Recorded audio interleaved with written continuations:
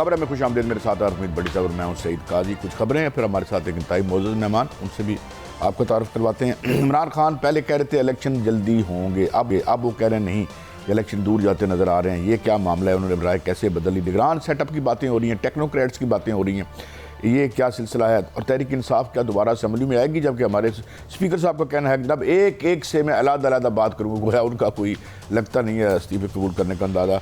और साथ ही पहली दफ़ा हुकूमत को एहसास हुआ है, बड़ी हैरत की बात है भट्टी साहब, कि IPPs का भी फोरेंसिक ऑडिट करा ही लिया जाए। अब चूँकि वर्ल्ड बैंक कह रहे हैं लेंगे, तो भाई हमारे साथ मौजूद है काशिफ अब्बासी साहब। या थोड़ी देर में हमें काशिफ अब्बासी साहब ज्वाइन करेंगे, इंतहाई हमारे मौजूद मेहमान और बड़े मॉडरेट रिव्यूज़ के हामिल हमारे एक एंकर। बड़ी साहब, ये क्यों राय बदल गई खान साहब की, और ये रोज़ एक टेक्नोक्रेट कहाँ से निकला है? बिस्मिल्लाहिर्रहमानिर्रहीम। देखें काजी साहब, आइन और कानून में टेक्नोक्रेट की कोई गुंजाइश नहीं। पिछले 10-15 साल से मैं यही सुन रहा हूँ कि टेक्नोक्रेट आ गए, टेक्नोक्रेट बन गए, इनके इंटरव्यू हो गए, इनके हो गए। आइन में है कि अगर कोई निगरान हुकूमत आए तो 90 दिन में इन एवरी कंडीशन इलेक्शन कराने हैं। मेरा ख्याल है अब इमरान खान साहब को इस चीज़ का अदराक हो गया है कि जल्द इलेक्शन नहीं दिखाई दे रहे। इसमें बहुत सी साजिशें गर्दिश कर रही हैं। हमारी इतला है कि कुछ लोगों ने कहा जनवरी में, क्योंकि वो अब पंजाब हुकूमत में कुछ तोड़-फोड़ चाहते थे, कब्जा करना चाहते थे, कब्जा नहीं कर सके। अहम मीटिंग में उन्हें यकीन दहानी कराई गई है कि हम एक सियासी शख्सियत को जनवरी में नाहल करा देंगे, फिर आप PTI तोड़ सके। जनवरी में? हाँ, यानी ज़्यादा दूर की बात नहीं है। ये मैं आपको बावसूख ज़राए से रिलायबल सोर्सेज से कह रहा हूँ। ये लाडलों को बताया गया है कि हम आपको लाएंगे। मौजूदा लाडले हैं, देखें ना, लाडले भी अपना ना कि इन्होंने पिछले 15 दिन में तख्त लाहौर पंजाब पर कब्जा करने के लिए वो हरबे इस्तेमाल किए। माजी में छांगा मांगा पीछे रह गए बहुत। मैं कह रहा हूँ छांगा मांगा अब ज़ीरो हो गया इस कारकर्दगी के बाद जो ये 15-20 दिन में मैंने देखी है। अब उन्हें यकीन दहानी कराई गई है कि हम जनवरी में पाकिस्तान की सबसे मकबूल तरीन लीडर को साइडलाइन कर देंगे, नहल करा देंगे, फिर पार्टी तोड़ने में आपको आसानी होगी। वो कि मैं इस थ्योरी से नहीं मानता। अगर ये उस बंदे को साजिश के तहत टेक्निकल तौर पर नाहल करके बहुत बड़ी गलती करेंगे। इकॉनमी की हालत ज़मीन बोझ हो चुकी है, इनसे मुल्क चल नहीं रहा। दूसरी तरफ पाकिस्तान की इस्टेब्लिशमेंट को सबसे ज़्यादा अजीज़ पाकिस्तान वतन अजीज़ है कि इसको जो दहशत गर्दी की लहर रोकी जाए। मेरा ख्याल है कि इमरान खान पहले तो कहते थे, आपको याद है, मैं तो काफ़ी दिनों से कह रहा हूँ मुझे इलेक्शन नज़र नहीं आ रहे, क्योंकि मैं खबर के पीछे छुपी हुई खबर को तलाश करने की कोशिश करता हूँ। मुझे इरादे इनकी अचानक आप देखें ना, PDM वाले बरस पड़े हैं कि बिलावल भुट्टो साहब ये एक अच्छा काशिफ अब्बासी साहब हमारे साथ आ गए, उनके होते हुए हम बोलने की हैसियत कुछ नहीं। ये इस्लाम कैसा हुआ? अस्सलाम वालेकुम। वालेकुम सलाम। भट्टी साहब कैसे? कैसा? You looking smart as usual. जी अच्छा काशिफ साहब सुन पा रहे हैं? आवाज़ चली गई। आवाज़ भाई, उनको आवाज़ हमारी पहुंच नहीं रही, ज़रा चेक कीजिएगा यार। देखें जरा, हमारे कुछ वजूहात की वजह से आवाज़ नहीं जा रही काशिफ साहब को। काशिफ भाई साहब चलें जब तक आते हैं। काजी साहब, मुझे तो सूरत हाल बड़ी गंभीर नजर आ रही है। हुकूमत PDM किसी भी सूरत में इलेक्शन में नहीं जाना चाहती, किसी भी सूरत में। जमहूरी मार्शल लगा लेते हैं। नहीं, जमहूरी मार्शल आज सब्तैन खान साहब ने कहा कि गवर्नर पंजाब ने गालबन 24 या 18 घंटे। काशिफ साहब सलाम अलैकुम। वो तो लगा देंगे जी। वालेकुम सलाम। कैसा यू लुकिंग स्मार्ट, खैरियत है? भाई भट्टी साहब आपने बुलाया तो अब इतना तो करना बनता है ना। अच्छा सर, ये रहनुमाई फरमाएं, क्या जो आइन में गुंजाइश नहीं है, टेक्नोक्रेट की हुकूमत आ रही है, ये भी कहा जा रहा है कि एक अहम सियासी शख्सियत को जनवरी में यकीन दहानी करा दी गई है, कुछ लाड़ लोगों को हम नहल करा देंगे। पंजाब तख्ते पंजाब पर बहुत ज़्यादा दस्तों गिरेबान हो रहे हैं, तो क्या आप इस्लामाबाद में क्या बातें हो रही हैं? ज़रा रहनुमाई फरमाएं लोगों की। भट्टी साहब, ये जो आपने नायल करने वाली बात की ना, ये तो इस्लामाबाद में बड़ी गुफ्तगू। आपने कल बल्कि बिलावल साहब का खिताब भी सुना होगा। उन्होंने कहा या तो रास्ते पे आ जा, वरना जो तुम्हारे साथ होगा और जो करने वाले करेंगे फिर हम भी नहीं रोकेंगे उसको या रोक सकेंगे। तो ये एक तो रास्ता जो निकाला जा रहा है कि इमरान खान को नायल कर दें। दूसरा, ये टेक्नोक्रेट सेटअप की गुफ्तगू कल शब्बर जैदी साहब ने जब कहा तो मुझे भी बड़ी एकदम हैरानगी हुई कि 6 महीने से 2 साल का एक टेक्नोक्रेट सेटअप आएगा। उसके लिए मुलाकात GHQ में हो चुकी है। 2 दिन पहले मुलाकात हुई थी जिसमें इकोनॉमिस्ट को बुलाया गया था। रजा बाकिर पाकिस्तान आए हुए हैं, हफीज शेख पाकिस्तान आए हुए हैं, वो भी उस मुलाकात का हिस्सा थे। और इस मुलाकात में कुछ टेक्नोक्रेट सेटअप का, और उसकी सोच ये है कि जो मुश्किल फैसले करने, ये तो एक एक्सपीरियंस्ड गवर्नमेंट आई थी, उसको मुश्किल फैसले करने थे जो कहते थे कि हम करेंगे। अब पॉलिटिकल कैपिटल का नुकसान होने की वजह से उनका ख्याल है कि अब वो मुश्किल फैसले वो शायद नहीं कर सकेंगे। ज़ाहिर है IMF का प्रोग्राम जारी रखना है, तो उसमें जो IMF ने कहना है 600 अरब के टैक्स भी लगाने पड़ेंगे, बिजली, गैस, पेट्रोल महंगा करना है। काशिफ साहब, आप बहुत बड़ी खबर दे रहे हैं। आप जितने सुपर एंकर हैं, आपको पता है फेवरेट एंकर है, उतनी बड़ी खबर दे रहे हैं। आप फरमा रहे हैं GHQ में उनकी मुलाकात हुई इकॉनमी के रिलेटेड। GHQ में किसकी मुलाकात हुई और किन से हुई? देखिए, वो तो मैंने आपको बता दिया कौन कौन था इस मुलाकात में। अब इतना ही रखे ना भट्टी साहब, इससे ज्यादा अब क्या बताऊं आपको। सो मसला ये कि मुलाकात तो हुई है, और ये तो मुलाकात अब कंफर्म भी हो गई है। कल शब्बर जैदी साहब ने हमारे पास कंफर्म भी कर दिया, हाँ जी वो भी हिस्सा थे। मैंने उनसे वैसे ही पूछा, मैं कहा क्या आपको केयरटेकर सेटअप की ऑफर हुई है उसका हिस्सा बनने की? तो उन्होंने कहा मैं इसका जवाब नहीं देना चाहता। मैं कहा वो इमरान खान साहब वाली बात है कि मैं सच बोल नहीं सकता, झूठ मैं बोलना नहीं चाहता। तो शब्बर जैदी साहब भी आगे से हंस पड़े। सो इसका मतलब ये है कि या अगर ना हुई होती तो मुझे यकीन है कि बड़े आराम से वो कह सकते थे कि नहीं जी मुझे इस तरह की कोई ऑफर नहीं हुई। लेकिन अब इंक्रीजिंगली इकोनॉमिस्ट ये बात कंफर्म कर रहे हैं। मेरे ख्याल कल खाबर घुमन साहब के पास इशफाक साहब भी मौजूद थे, इकोनॉमिस्ट है इशफाक हसन खान साहब। उन्होंने भी कोई ब्रीफिंग दी है या उनकी भी मुलाकात हुई है कि मईशत वो चीज़ है जो इस वक्त सख्त मुश्किल में है। सो वो हल निकालने की कोशिश हो रही है। तो मुलाकातें तो हो रही हैं। मैं थोड़ी सी बड़ी अहम खबर है आपकी, इस्लामाबाद में हुकूमती और अपोजिशन हर हल्के में है। डू यू थिंक कि कोई इस किस्म के हालात हैं कि आइन में इसकी गुंजाइश है टेक्नोक्रेट के लाने की? देखिए, एक चीज मैं फिर शब्बर जैदी साहब को कोट करूंगा। ज़ाहिर उन्होंने कहा एक चीज हो सकती है कि अगर इमरजेंसी हुकूमत लगा दे तो फाइनेंशियल इमरजेंसी लगाई जा सकती है। ये बात तो उन्होंने कही, लेकिन कानूनी और आईनी तौर पर इसकी गुंजाइश नहीं है। एक केयरटेकर सेटअप जो 3 महीने से ज्यादा चले, उन्होंने कहा 6 महीने से 2 साल तक के लिए केयरटेकर सेटअप लाने की बात हुई है मुलाकातों में। उसका उन्होंने कहा कि कानूनी जवाब तो नहीं है, लेकिन कानूनी जवाब ढूंढा जा रहा है। और एक बड़ी दिलचस्प बात उन्होंने ही की, उन्होंने कहा कि हुकूमत लेजिस्लेशन के लिए भी तैयार है या तैयार हो सकती है। सो इसका मतलब यह है कि हुकूमत से शायद या तो मशवरा किया गया होगा, उनसे इस तरह की अंडरस्टैंडिंग हो गई होगी, और हुकूमत को सूट भी करता है कि इलेक्शंस ना हो, जो मुश्किल फैसले वो कोई और करे। वो जो गैप है इस वक्त तहरीक इंसाफ और PDM के दरमियान, जो मकबूलियत का ग्राफ है, इलेक्शंस में वो जाना नहीं चाह रहे PDM। उनको वक्त चाहिए कि जिसमें ये जो गैप अगर इधर है तो उसको ज़रा कहीं करीब तर लाया जाए या बराबरी की सतह पर इलेक्शंस के अंदर जाया जा सके। सो उन्होंने ये सब कुछ मेंशन किया कि 6 महीने से 2 साल, और ये कि हुकूमत कुछ लेजिस्लेशन भी कर सकती है। अब क्या ये मुमकिन होगा, क्या हुकूमत ये लेजिस्लेशन करेगी? काशिफ भाई, मैं तहरीक इंसाफ के आज के रिएक्शन के बाद लगता है कि उनसे कंसल्ट नहीं किया गया। एक छोटा सा आपने इशारा किया जो मुझे लगता है कि हमारे नाज़रीन के हवाले से सबसे अहम बात है। जिसे ये मुश्किल फैसला करते हैं, आमतौर पर वो आसान फैसला होता है, वहाँ पर कीमतें डाल दो सारी। इसका मतलब ये है कि जो खबरें आ रही हैं 30 रुपये जो है बढ़ाए जाएं, इसमें बिजली के यूनिट में 50 रुपये वो किया जाए, और ये आके और कुछ लें। क्योंकि जिस मैशत में हम इस बदहाली को पहुँचे हैं उसमें हफीज़ शेख साहब और रजा बाकर साहब का कोई कमाल नहीं है, यही रहे हैं यहाँ के माशी हुक्मरान।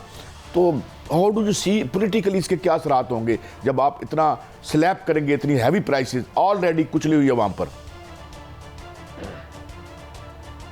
देखिए ना, असर तो ज़ाहिर है जो महंगाई बढ़ेगी, इस वक्त भी इतनी महंगाई बढ़ गई है। अगर आप इसको मजीद इस महंगाई को बढ़ाएंगे तो हालात तो ज़ाहिर है ख़राब होंगे। आम आदमी तो बहुत ज़्यादा इफेक्ट होगा। अब आप जो नंबर्स की हम बात कर रहे हैं, देखें डॉलर को अभी तक रोक के रखा हुआ। अगर आप डॉलर छोड़ेंगे, कहा जा रहा है डॉलर भी 260-70 शायद टप जाएगा। कंट्रोल नहीं होगा डॉलर किसी से। ऊपर आप बिजली गैस महंगी करें, पेट्रोल महंगा करें, डॉलर उसके ऊपर महंगा हो, तो ये तो महंगाई का तूफान एक आएगा। लेकिन जो आपने कहा ना ये सारे देखिए, हम इमोशनल बात ना करें, रीजनेबल बात करें। रीजनेबल बात ये है कि हमें मईशत के लिए जो मुश्किल फैसले बहुत अरसा पहले करने चाहिए थे, शायद वो इतने मुश्किल ना होते जितना आज हम आके खड़े हो गए। कि आपका बैरूनी कर्जा इतना बढ़ गया है, IMF के ऊपर रिलायंस और डिपेंडेंस इतनी बढ़ गई है कि IMF अब कहता है आपने हमसे, वो आपको याद होगा डार साहब जब आए थे तो वो उन्होंने बड़ी एक उन्होंने कहा मैं जानता हूँ IMF को, मैं कर लूंगा। तो IMF ने कहा ठीक है फिर आए कर लें, और IMF ने दो रहनुमाई फरमाए। एक तो क्या मौजूदा हुकूमत, इसका मतलब है अपने केसेस नैब तरामीम में अपनी सफाई करा के ड्राई क्लीन होकर आप समझते हैं हुकूमत छोड़ने के लिए तैयार हो गई है? और नया सेटअप में कौन कौन से मुतवक्का नाम हो सकते हैं जो आपको इस्लामाबाद की गुलाम गर्दिशों में बातें हो रही हैं? ये पॉलिटिकल तज्जिया है भट्टी साहब, अगर आप कहते हैं तो मैं दे देता हूं कि क्या हुकूमत तैयार होगी। मुझे लगता है कि हुकूमत को सूट करेगा ये, क्योंकि हुकूमत को एक चीज सूट नहीं करती, इलेक्शंस।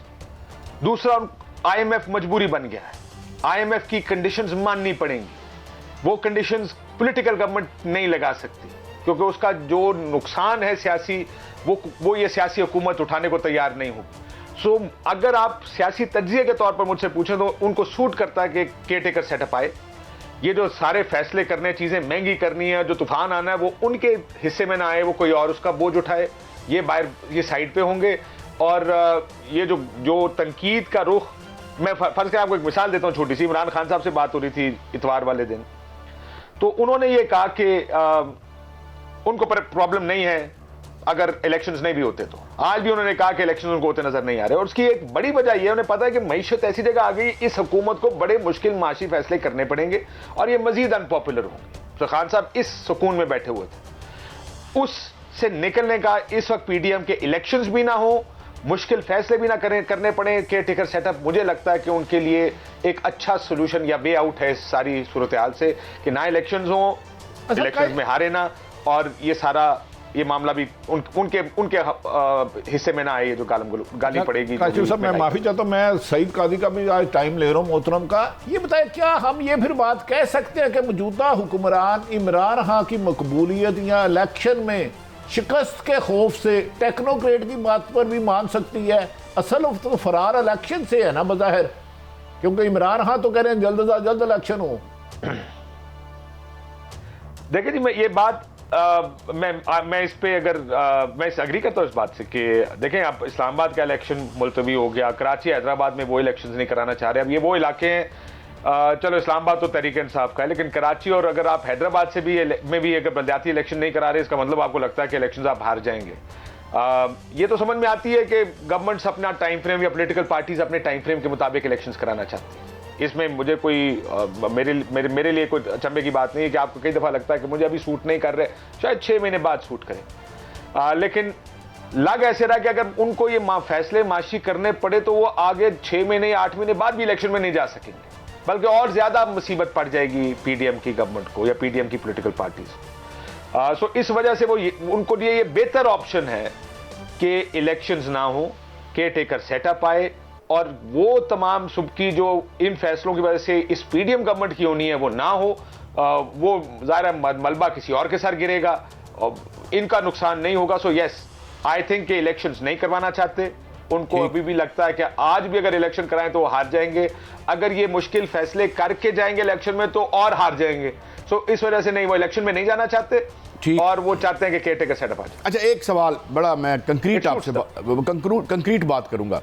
वर्ल्ड बैंक कहता है कि $45 बिलियन का IPPs ने टीका लगाया हमें, उनकी वेबसाइट पे मौजूद है। मेरा ख्याल है ये अंडर स्टेटमेंट है, कम से कम $200 जो ये वो 9 साल का कह रहा है। मैं 93 से अगर शुरू करूं तो मुश्किल फैसला तो ये होगा कि इनको गिरबान से पकड़ के, और जो रिपोर्ट भी बना रखी थी इमरान खान ने जिसको इनको वो भी हाथ नहीं डाल सका, बजाय उनको पकड़ने के, क्योंकि IMF की अपनी इन्वेस्टमेंट है IPPs में, एक जैली इदारा है, उसको हम हाथ नहीं लगा सकते। तो मुश्किल फैसले ये कर लें, रजा बाकर साहब कर लें, मार तो हमें ही पड़नी है काशिफ अब्बासी साहब। देखिए, मार तो आखिर में पाकिस्तान के लोगों को ही पड़नी है, ये इसमें कोई शक नहीं है। लेकिन देखिए, मसला ये है कि जो IPPs की आप बात कर रहे हैं ना, आपने जब ये फैसले किए, IPP पॉलिसी जब भी आई, जब भी बिजली लगाने की पॉलिसी आई, तो आपने सॉवरन गारंटीज उनको दी हुई हैं। आपकी रियासत की गारंटीज हैं कि एक बायर है बिजली का पाकिस्तान में और रियासत पाकिस्तान है, वो डॉलर टर्म्स में आपको पैसे देगी। जिस वक्त ये लगने शुरू हुए थे डॉलर शायद 30-35 रुपए का होगा। 1993, 94, 96 की पॉलिसी आई थी जब पीपल्स पार्टी की गवर्नमेंट में, 93 में।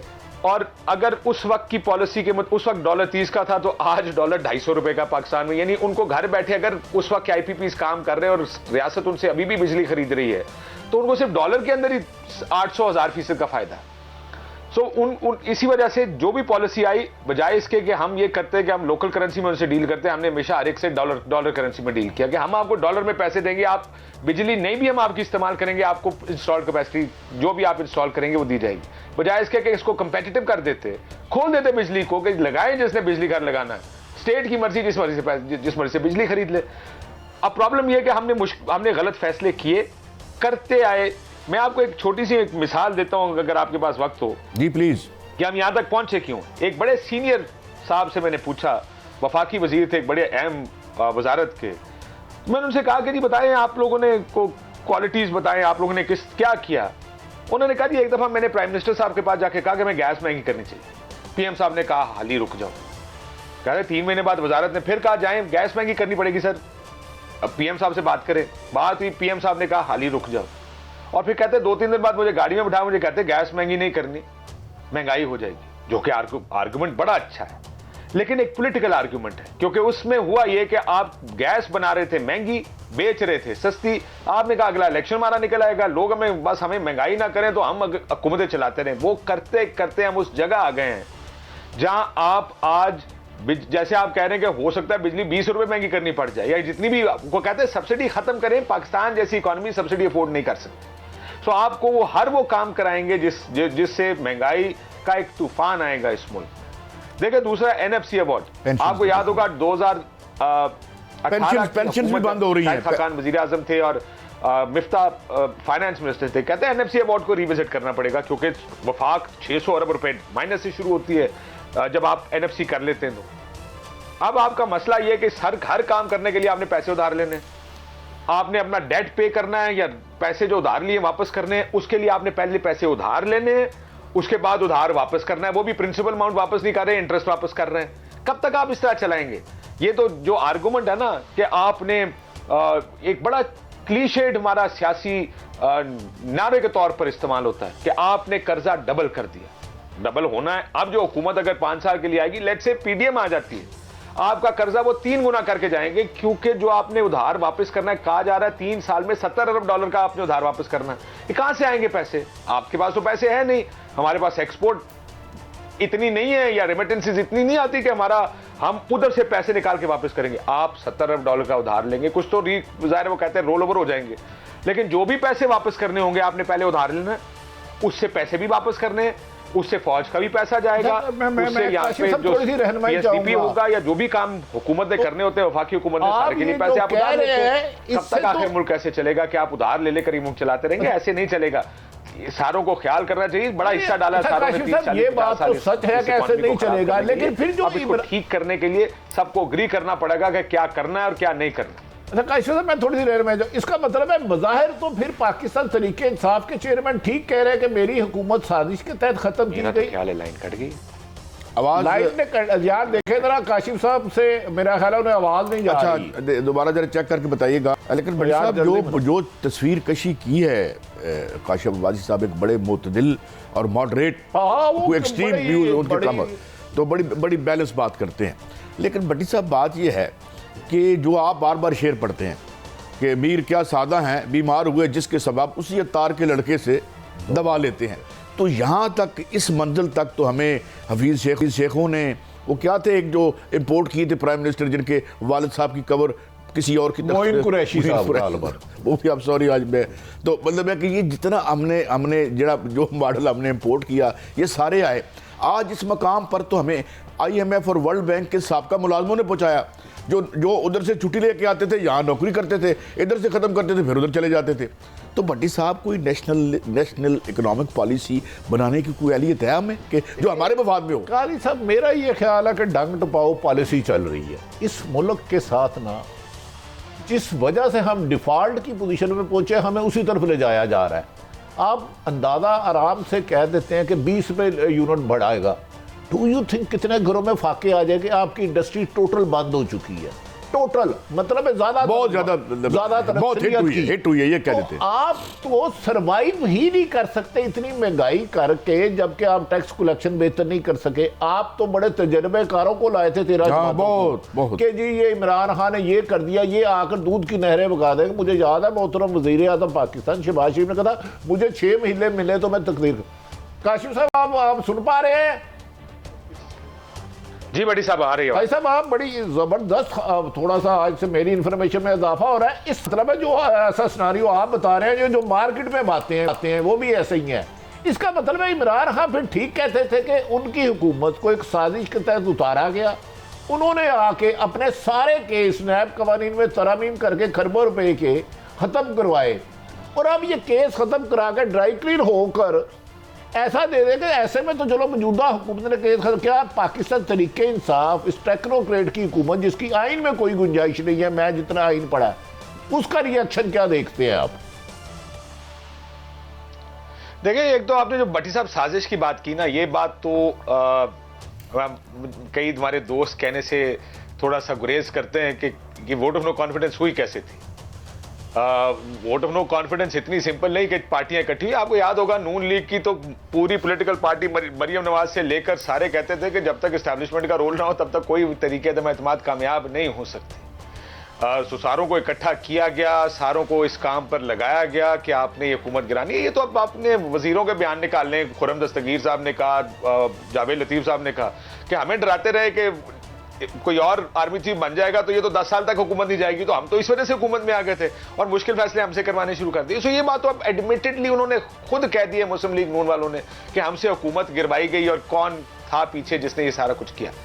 सो ये इसमें तो कोई मेरा ख्याल है शक नहीं है। लेकिन अगर टेक्नोक्रेट सेटअप, मैंने जैसे आपको कहा खान साहब से जो बात हुई, खान साहब इस वक्त सुकून में इसलिए हैं और वो कहते हैं कि अगर इलेक्शंस नहीं भी होते तो मुझे फर्क नहीं पड़ता। उसकी वजह यह है कि उन्हें पता है कि हुकूमत को बड़े मुश्किल फैसले करने पड़ेंगे और वो मजीद अनपॉपुलर होगी। और खान साहब को यह भी पता है कि उनकी पॉपुलैरिटी अपनी अरूज पर है, पॉलिटिकल उनकी लाइफ की, और वो बड़े आराम से इलेक्शन एक अच्छी अक्सरियत के साथ जीत सकते हैं। अगर उनको ये लगा कि उनको हटाने के लिए या रोकने के लिए, ये सबसे बड़ा दूसरा मसला, हटाने का तो मामला एक तरफ है, अगर उनको रोकने के लिए टेक्नोक्रेट सेटअप आया और ये 6 महीने या साल या 2 साल के लिए चल सकता है, उनको पता है कि इससे जो उन्होंने इतना मोमेंटम क्रिएट किया अपनी पॉलिटिकल पार्टी का, या पिछले 6, 7, 8, 9 महीने में जो कुछ उन्होंने किया वो सब पानी मिट्टी में मिल जाएगा। वो उसको मेरा ख्याल है सेटिंग डाउन उसको नहीं लेंगे, इसको रेजिस्ट तो करेंगे, किस हद तक करेंगे ये देखना है। क्या एक और लॉन्ग मार्च, मजीद वो पॉलिटिकल एक टर्मोइल की तरफ ले जाएं, या टर्मोइल तो नहीं कहूंगा कि एक और कैंपेन खड़ी कर दें इस केयर टेकर सेटअप के खिलाफ। मुझे लगता है ये होगा, वो इतने आराम से इसको मानेंगे नहीं। आज से ही शुरू हो गया है तहरीके इंसाफ की तरफ से कि केयर टेकर सेटअप मसले का हल नहीं। मैं आपको एक और इंटरेस्टिंग बात बताऊं भट्टी साहब, जब ये नो कॉन्फिडेंस कामयाब हो गई, हुकूमत आ गई, उस वक्त तो 2 महीने 3 महीने बाद तहरीके इंसाफ के पास ये केयर टेकर सेटअप का पैगाम भेजा गया। उन्हें कहा जी हम प्राइवेटाइजेशन हम कर देंगे, ये सारे जो मुश्किल फैसले हैं वो केयरटेकर सेटअप कर देगा, फिर इलेक्शन करा देंगे और हुकूमत आ जाए, क्योंकि हुकूमत तो नहीं कर सकती। आगे से जवाब गया कि ये पॉलिटिकल कैपिटल के बगैर या सियासी बैकिंग के बगैर तो ये काम नहीं हो सकता, तो आप इलेक्शन करा दें, जो हुकूमत आएगी वो ये तमाम मुश्किल फैसले कर देगी। तो आगे से दूसरी जानिब से जवाब आया कि फिर तो आप चाह रहे कि आप ही को हुकूमत में बना दो, हुकूमत आपके हवाले कर दी जाए। ऐसा लगता है ये सारे खेल सिर्फ एक इमरान खान को रोकने के लिए खेला जा रहा है। एक तरफ मुल्क में दहशतगर्दी अरूज पर है, मेरी इतला है कि एस्टेब्लिशमेंट ऑपरेशन करना चाह रही है, तो ऐसे में जब पाक फौज के पीछे अवाम खड़ी होती है, एक केयर टेकर हुकूमत हो जिसको अवाम की तायद हासिल ना हो, उस दौरान वो ऑपरेशन करना या एक 2 साल की हुकूमत बनाना, ये जमहूरियत के नफी नहीं करता बज़ाहिर। मुकम्मल तौर पे देखें, दहशतगर्दी से आपने निमटना है, उसके लिए तो कंसेंसस कभी भी होगा और रहेगा। ये वो चीज़ है जो हमारे मुल्क को और हमारी मुस्तकबिल की जनरेशंस को अफेक्ट करती है। सो इसके ऊपर तो मेरा ख्याल है कभी तजाद या लोगों के दरमियान इख्तलाफ नहीं हुआ। हाँ, ये ज़रूर हुआ कि तालिबान के साथ इमरान खान साहब चाहते थे कि मुज़ाकरात किए जाएं और ये मामला, इस मसले का हल मुज़ाकरात ही है। लेकिन अगर अगर जो हालात हैं अगर वो नहीं मानते और वो कहते हैं जी हमने तो दहशतगर्दी करनी है तो फिर पूरा मुल्क इकट्ठा होगा, फौज के पीछे इकट्ठा होगा और फौज ये ऑपरेशन करेगी, इसके अंदर तो किसी के अंदर कोई दो राय नहीं। लेकिन जो मईशत के फैसले हैं या दूसरे फैसले, देखिए ये काम है सियासी हुकूमतों के करने का। ये गैर जमहूरी तरीका है कि आप सियासी मफादात के लिए एक गिवन टाइम में आप जो फैसले करने वो फैसले आप ना करें सिर्फ इसलिए कि हम गैर मकबूल हो जाएंगे। आप सिर्फ 3.5-4 साल उठा के देख लें इस मुल्क, बल्कि पिछले 10-15 साल की पॉलिटिक्स देख लें भट्टी साहब। इमरान खान साहब की गवर्नमेंट आई, इमरान खान साहब ने बिजली महंगी की, गैस महंगी की, पेट्रोल महंगा हुआ, तो आपको याद है ना, रोज होता था पेट्रोल बम गिर गया, महंगाई ने कमर तोड़ दी वगैरह वगैरह, क्योंकि IMF की कंडीशंस थी वो उस हुकूमत को माननी थी और उसकी वजह से महंगाई होनी थी। अब जब आपने उसको गिराया है, खुद आए हैं, तो यही कंडीशंस आपको भी माननी पड़ेंगी, आपको भी ये फैसले करने पड़ेंगे। लेकिन ये वो निकम्मा ना अहल, देखें ये इकोनॉमी नहीं चला सकता, ये आर्ग्यूमेंट और नैरेटिव उस वजह से बना था क्योंकि महंगाई हो गई थी। अब आके महंगाई डबल हो गई है, पेट्रोल उस दौर के मुकाबले में ज्यादा है, बिजली उससे ज्यादा महंगी है, गैस उससे ज्यादा महंगी है। ये इल्जाम अपने सर कोई नहीं लेना चाहता। सो वो कहते हैं कि हुकूमत जाए, ये ना आए, उसके लिए अगर गैर जमहूरी रास्ता भी पकड़ना पड़े तो पकड़ लो। मुझे ये लगता है, मैं आपसे इस बात पे इत्तेफाक करता हूं कि बाहर भी रखें इस इमरान खान को और मुश्किल फैसले भी ना करें। उसके लिए एक रास्ता जो नजर आ रहा है इस वक्त सबको, वो ये है कि केयर टेकर सेटअप आके ये सारे मुश्किल फैसले कर दे। क्या इस पे एग्रीमेंट है या नहीं है, मैं फिर ये कह रहा हूं कि ये मीटिंग एक जगह हुई है, हुकूमत इस वक्त तक इसके ऊपर अपनी पोजीशन हुकूमत ने नहीं दी है। लेकिन मैं पॉलिटिकल तज्जिया, सियासी तज्जिया जब हम करते हैं तो हमें लगता है कि हाँ शायद इनको ये सूट करता हो, क्योंकि ये फैसले उन्होंने करने नहीं, इलेक्शंस वो लड़ना नहीं चाहते, तो शायद ये दरमियान का रास्ता सूट करता हो। अच्छा काशिफ भाई, क्या ऐसी खबरें भी हैं कि इस हवाले से इसी हफ्ते में जल्द कोई फैसला हो जाएगा? जितनी डेस्पिरेशन, एक डेस्परेट सिचुएशन में हम हैं, ऐसी कोई खबरें आ रही हैं आपके पास? देखिए हफ्ते का तो मुझे पता नहीं, महीना अगला जनवरी का महीना और फरवरी का महीना बहुत क्रिटिकल है। एटलीस्ट जो इकोनॉमिस्ट जाके बता रहे हैं ब्रीफिंग्स में, या जो वो बात कर रहे हैं, वो कह रहे हैं कि बड़े अगला जनवरी और फरवरी का महीना बड़ा क्रिटिकल है और फैसला जल्द होना चाहिए, क्योंकि IMF का प्रोग्राम एक मरतबा फिर स्टॉल हो गया। उसका मतलब आपको दोस्त मुल्कों ने भी आपको पैसे नहीं दे रहे। आप इस वक्त एक इंतहाई फाइनेंशियल क्रंच में हैं। आपके यहाँ पे इंटरबैंक में डॉलर 225-28 रुपए के दरमियान है और मार्केट में आज मैंने जब चेक किया तो 255 रुपए पे मार्केट से मिल रहा है। सो ये हालात किसी भी मैशत के लिए अच्छे नहीं होते। डॉलर, लेकिन ये रोकते क्यों नहीं है? ये जो अफगानिस्तान में स्मगलिंग है, अफगानिस्तान में कह रहे हैं जी डॉलर जा रहा है, सरकार भी कह रही है और सरकार हमें बता रही है अफगानिस्तान में जा रहा है, लिहाजा हमें तो मजबूर हो रहे हैं, कुछ कर नहीं सकते। Why don't they stop it? देखिए अब वो जिन्होंने करना है वो क्यों नहीं करते, इसका जवाब मैं आपको क्या दूं। मसला ये है कि ये तो पुरानी बात है। मुझे अभी भी याद है पिछली हुकूमत के दौरान एक बनी थी टीम और उसने कहा था कि जी बॉर्डर कंट्रोल्स होंगे और कोई गलत चीज़ पाकिस्तान से बाहर नहीं जाएगी और ना डॉलर जाएगा। और बड़े आपको याद होगा मनी चेंजर्स के दफ्तरों के बाहर FIA बिठा दी गई थी। मसला ये शॉर्ट टर्म सोल्यूशन हम करते हैं, वक्ती तौर पर सारों को डरा डरू के चुप करा देते हैं। ये लॉन्ग टर्म सॉल्यूशंस होने चाहिए इन चीजों। क्यों पाकिस्तान से कोई चीज रियासत और सरकार की मर्जी के बगैर बाहर जाए? क्यों स्मगलिंग हो पाकिस्तान से किसी भी चीज की? आज शॉर्टेजेस क्या है? एक यूरिया की शॉर्टेज क्यों है? क्योंकि आप यहाँ पे सब्सिडाइज करते हैं, बाहर मार्केट में यूरिया महंगा है। यहाँ से मार्केट से सब्सिडाइज यूरिया खरीदा जाता है, बाहर अफगानिस्तान या दूसरे मुल्कों में जाकर सेंट्रल एशिया में बेच देते हैं। किसी को क्या पता नहीं जब ट्रक जा रहा होता है किसके अंदर जा क्या रहा है, और चोरी को कौन रोकेगा? अब इसके ऊपर छोड़ें, जो आपको पता ही है। मेरे काशिफ साहब गुजारिश ही ये है, देखें अदारे मुल्क की बेहतरी के लिए बनाए जाते हैं, कस्टम हो, FIA हो। मैं हैरान हूं कि हम अरबों डॉलर बाहर जा रहे हैं, उन्हें रोक नहीं रहे, और इम्पोर्टेड लोग बाहर से ला रहे हैं जिन्हें पाकिस्तान की माशी सूरत हाल का भी नहीं पता, अब सियासी सूरत हाल का भी नहीं पता। वो विजिटिंग प्रोफेसर आते हैं, हफीज शेख साहब हो या और भी कोई हो, वो IMF के नुमाइंदे बन के आते हैं और हम पर महंगाई मुसल्लत करके चले जाते हैं। तो क्या ये सिलसिला इसी तरह चलता रहेगा, जिससे तो महंगाई का एक तूफान बर्पा होता हुआ नजर आ रहा है? देखिए भट्टी साहब, एक तो ये जो आप जब भी हम बात करें ना डॉलर की जाने की, देखिए पहले डॉलर आ रहा था बैंक के जरिए। अभी जब आपको पता हो कि डॉलर बैंक में 225 का, मार्केट में 255 का, आप बैंक के जरिए भेजेंगे या मनी चेंजर को देंगे? या हुंडी के जरिए भेजेंगे? अब एक दफा डॉलर मनी चेंजर के हाथ में आ गया तो ये तो उसके कंट्रोल में कि वो 255 पे आपको दे, मुझे दे या किसी और को दे, और मैं वो डॉलर उठाऊं और पाकिस्तान से बाहर भेज दूं।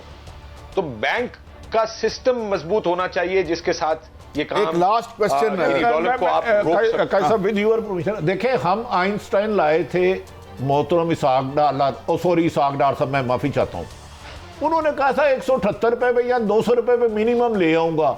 तो अब ये मार्केट में 255 260 मिल रहा है। हमने कब तक इस मुल्क के साथ ये खेल खेलना, खिलवाड़ करना है कि अपना एक्सपीरियंस ही करते रहे। 40 साल से जो मुसल्लत है हम दोबारा उन्हें लाते हैं, फिर मुल्क माशी तबाही के दहाने ले जाते हैं। 80,000 कुर्बानी शहादतों के बाद मुल्क में अमन आता है, फिर दहशतगर्दी आ जाती है। हर कोई तो जिम्मेदार होना चाहिए इनका, कि नहीं आप समझते होना चाहिए? बिल्कुल होना चाहिए, लेकिन कौन होना चाहिए भट्टी साहब? ये मेरा जाती मानना ये है, मैं इन सारे लोगों से ज़ाहिर है क्योंकि हमारे प्रोफेशन डिक्टेट करता है कि हम इन सब लोगों से मिले, चाहे वो इसहाक डार है, रजा बाकिर है, मिफ्ता इस्माइल है या शफीज शेख हैं, whoever the फाइनेंस मिनिस्टर है। मैं ज़रा फाइनेंस को थोड़ा सा कम समझता हूँ। ये वैसे मैं क्योंकि हम सियासी पॉलिटिकल इकोनॉमी की बात करें तो मैं ज़रा थोड़ा सा इसको रिव्यू दे रहा हूँ, वरना बाकी लार्जली आपको पता ही है इन चीज़ों पर मैं सोचता हूँ एक्सपर्ट्स को बात करनी चाहिए। लेकिन हम हमेशा इन लोगों को इसलिए इल्जाम दे देते हैं कि ये आते हैं, कुछ ना कुछ होता है, and then political economy takes over. और मैं माइंड करना, मैं एक इमोशनल आर्गुमेंट कि हमें पहली चीज ये होनी चाहिए कि अब अगर कोई आए तो खुलकर बताए कि मसला क्या है, किसकी वजह से है, उसका हल क्या है।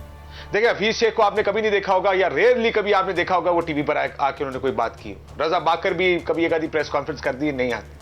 पहले बताएं कि मसला क्या है। मसला कई दफा इनकी वजह से नहीं होता, मसला आपके कई फाइनेंशियल स्ट्रक्चर्स के अंदर मसला है कि क्या मुल्क इस तरह चल सकता है जिस तरह हम चला रहे हैं कि आप पैसे पहले बांट दें, उसके बाद उधार लेकर लोन्स भी वापस करें, उधार लेकर डेवलपमेंट के प्रोजेक्ट्स भी करें और तनख्वाहें भी दें। ऐसे नहीं होगा। इमोशनल आर्गुमेंट है थोड़ा सा। मुझे ये लगता है कि सियासी फैसले, अब ये बात भी हमें मुझे बड़े ताकतवर आदमी ने बताई। भट्टी साहब एक सुनिएगा जरा जी प्लीज। उन्होंने कहा जी, मैंने एक फाइनेंस मिनिस्टर से साबित पूछा कि आप क्यों ये इतनी महंगे प्रोजेक्ट्स लगा रहे हैं जिसका कोई फायदा नहीं होगा। ये वो बात हो रही थी मोटरवे, इसकी माफी चाहता हूं, मोटरवेज की बात नहीं होती, ये बसों की और ट्रेन की बात हो रही थी। उन्हें उस वक्त के फाइनेंस मिनिस्टर से पूछा क्यों ये कर रहे हैं, तो आगे से जवाब आया, सर सियासत के लिए भी तो कुछ ना कुछ करना पड़ता है। जब आपकी मईशत सियासी फैसले करेगी तो हम उधर आ जाएंगे जहां पर हम आ गए हैं। इस महफिल में जहां ये बात हुई थी, सहाफत में भी बड़ी तनकीद की गई थी, मैंने आपके ज़ेरे साया। अच्छा आखिरी बड़ी साहब वक्त कम है, अभी अब्बासी साहब ने जाना है और ये आप अब्बासी साहब सबसे अहम मुल्क का जो मसला है वो मैं आपसे आ रहा हूँ। सुना है कोई नई ऑडियो आने वाली है और उससे ज़ाहिर मसाइल वीडियो आने वाली है, ये क्योंकि आप इस्लामाबाद में हैं तो मैंने कहा मैं चलती ये पूछ ही लूँ आपसे। देखिए मुझे ये आपको अपना गैस वर्क बता देता हूँ। देखिए जब अगर खान साहब नाम लेंगे, ज्यादा सख्त तनकीद करेंगे, जो ही किया ऑडियोज आके, मैंने उस दिन महसूस किया कभी पिछले चंद दिनों में तहरीक इंसाफ से बात करके कि वो था ना कि क्या आप लोगों को हटाने के लिए और प्रेशर डालने के लिए कुछ हो रहा, तो बड़ा इसको डाउन प्ले किया लोगों ने, नहीं हालात बेहतर है, इतने हालात खराब नहीं। मुझे लगता है ये अगर खान साहब अपनी लाइन से जो वो मीर जाफर, मीर सादिक और नाम ले लेकर के उसने ये किया, उसने वो किया, अगर वो बाजवा साहब का नाम लेकर बहुत ज्यादा तनकीद करेंगे तो फिर शायद ये रिटेलिएशन होगी, इंस्टीट्यूशन को बदनाम ना करें।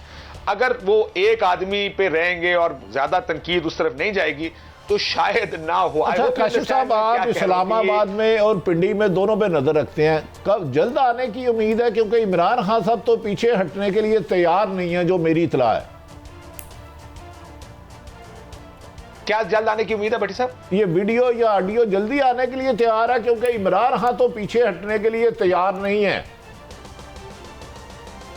देखिए पॉलिटिकल पोजीशन से भट्टी साहब इमरान खान की फर्क नहीं पड़ता किसी को, उनकी तनकीद से फर्क पड़ता है इंस्टीट्यूशन के ऊपर। तो मुझे ये लगता है कि कहीं ना कहीं ये उसका बड़ा, मैं आपकी मौजूदगी में एक फायदा उठाना चाह रहा हूं। कैसा, मुझे पता है आपका प्रोग्राम है, आपका बड़ी अच्छा। मेरी साकिब निसार साहब एक्स चीफ जस्टिस साहब से बात हुई तो मैंने कहा कि सर ये मलक अहमद खान साहब एक साबिक शख्सियत के बड़े करीबी अजीज हैं, वो कहते हैं वो उनके दोस्त भी, उन्होंने इल्जाम लगाया। उन्होंने कहा मैं दावा करता हूं ऐसी बात नहीं हुई। तो अब मुस्लिम लीग नून क्यों साबिक आर्मी चीफ को कंट्रोवर्सी में डाल रही है, तो मुझे समझ में नहीं आया। वो कह रहे थे कि मलक अहमद खान साहब ने कहा था एनआरओ इमरान खान को दिया है, और आर कमर जुवेद बाजवा साहब का नाम ले रहे थे और कहते बस एविडेंस दूंगा। तो साबिक चीफ जस्टिस साकिब निसार साहब कह रहे हैं बेसलेस और बिल्कुल जीरो बात है। ये क्या पीछे मामला है? देखिए अभी वो भट्टी साहब जो लेवल प्लेइंग फील्ड है ना, उसमें बहुत सी चीजें हैं। एक तो इमरान खान को चोर साबित करना है, सारे कुछ चीजों के ऊपर एतराजात तो हैं, जिस तरीके से वो कुछ चीजें जो ये हुए मामलात पंजाब में, या वो नेकलेस वेकलेस की कहानी है, या जो मलिक रियाज का इशू है, कुछ चीजें तो हैं। लेकिन यहाँ पर लेवल प्लेइंग फील्ड का मतलब है या उसको नायल कर दें या उसको गंदा कर दें। सो ये चीजें अब आती रहेंगी आहिस्ता आहिस्ता कि ये भी हुआ तो ये भी हुआ। लेकिन ये इल्जाम देख सोचे भट्टी साहब कितना सीरियस इल्जाम है। इल्जाम ये है कि अदालत और फौज ने मिलकर अगर किसी को क्लीन चिट दी है, तो ये तो इल्जाम पहले भी लगता रहा है कि मिल के किसी को फारग भी किया है, किसी को नायल भी किया है, किसी को गंदा भी किया है।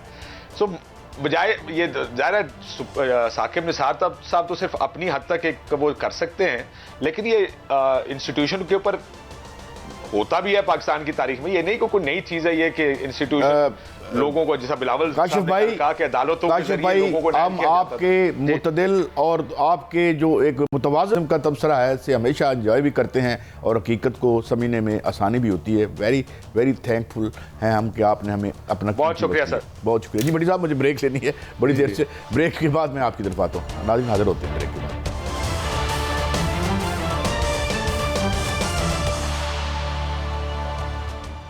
Welcome back. भट्टी साहब, ये हम जो भी डिस्कशन कर रहे हैं ये हमारी बड़ी वाइटल है, हमारी ज़िंदगी मौत का मसला है इस वक्त ये जो है।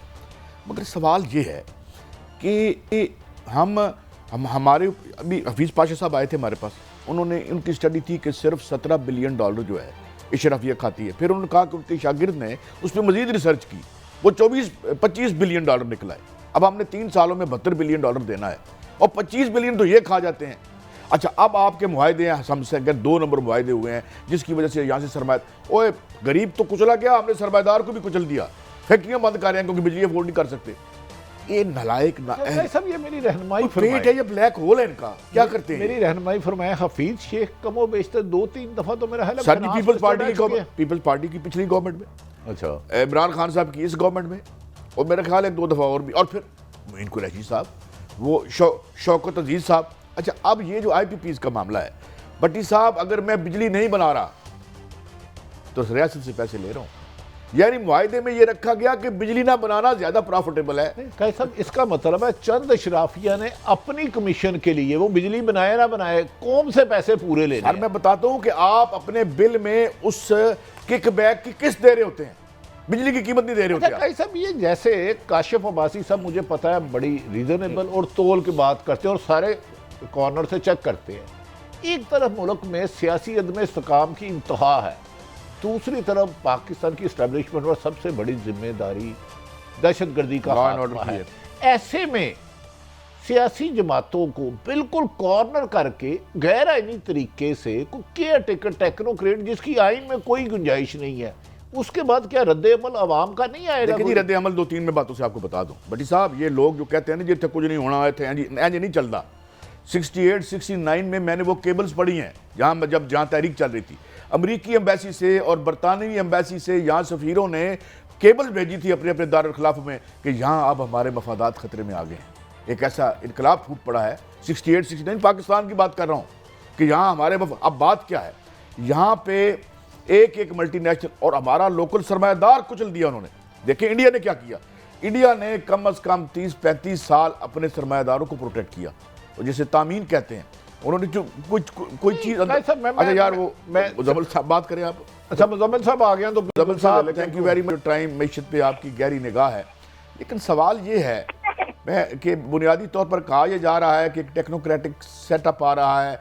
अभी हमें बताया गया कि एक मीटिंग है हुई है कुछ मैशतदानों की GHQ में, तो डू यू थिंक इट में सॉल्व जिस हम क्वैगमायर में हैं? और सेकेंडली ये जो सारा स्ट्रक्चर है ये तो इतना एंटी पीपल और प्रो इशराफिया है कि $25 बिलियन हफीज़ पाशा साहब कहते हैं कि ये इशराफिया खा जाती है। तो इनको कोई हाथ डालेगा, कोई ऐसी पॉलिटिकल है, हम बजाय कोई गहरी जो बात करें बड़ी मुश्किल सी मैशत की, सादा सी बात, इनको कोई हाथ डालेगा? तुम्हें सबसे पहले ना पाकिस्तान में जो हाथ डालने वाला काम है ना, ये आज तक कभी भी करामत नहीं साबित है। जब जब हाथ डाला है ना हमने, जो कुछ यहाँ पे बचा कुचा भी है ना वो भी निकल गया, और उसके बाद बड़े खराब हो माशी पर।